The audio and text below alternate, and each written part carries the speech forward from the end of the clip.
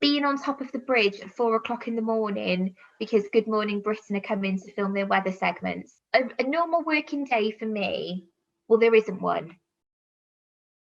I am Emma Newrick, and I'm the project officer for the Transporter Bridge redevelopment.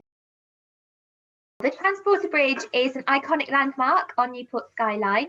It's an aerial ferry. We normally attract around 18,000 visitors a year. We have a lot of people coming onto site to literally get from one side of Newport to the other as part of a daily commute, but it's also a massive tourist attraction. We get people coming to see us from all across the UK, and prior to this year, all across Europe and America as well. The Transporter Bridge is quite a unique structure. It's only one of 6 that are still working in the world, and there are 8 still in existence.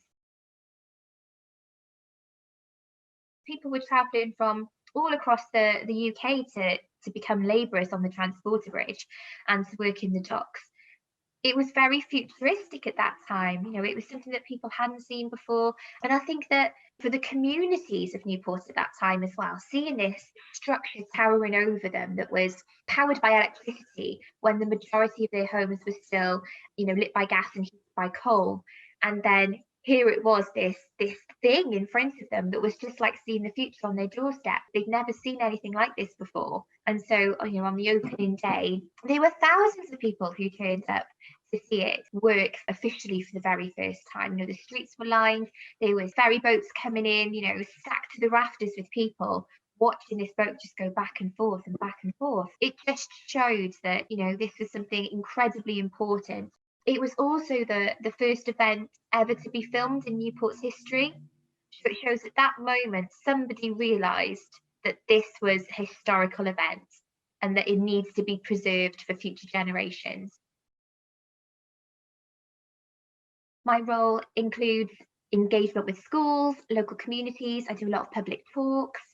I'm also responsible for all the social media, and I liaise with the film companies. I also help sort of on the face-to-face side of things as well. So when we were open for the season, I was down on site selling tickets and talking to the public, which is fantastic. And I also work very closely with the Friends of Newport Transporter Bridge. I think that everybody believes that I have a collections background, so that I deal with objects. That maybe I sit in an office and I look at what we have in the stores. I do lots of research, perhaps, and of course I do research. You know, I've spent the last week looking at Welsh newspapers online, trying to find out what newspaper was saying about the Transporter Bridge at the time. Or potentially they think that I'm a visitor assistant. They see somebody who's very bubbly and very easy to talk to, but they think that she wouldn't be trusted to maybe manage the project. So that's sometimes something that you've got to overcome. And in particular, being a woman working in an industrial setting, sometimes as well, that kind of spins people out a little bit. It's very easy to see because it's this huge structure that's on our skylines. You can't miss it. Once you're in Newport, you can't miss it because you can see it from all over the place. And it's very much a physical gateway to our industrial past, but it's something that invokes so many memories in people as well. So although it may not be part of people's daily lives anymore, it reminds people of literally spending all day at the bridge sometimes when they were children.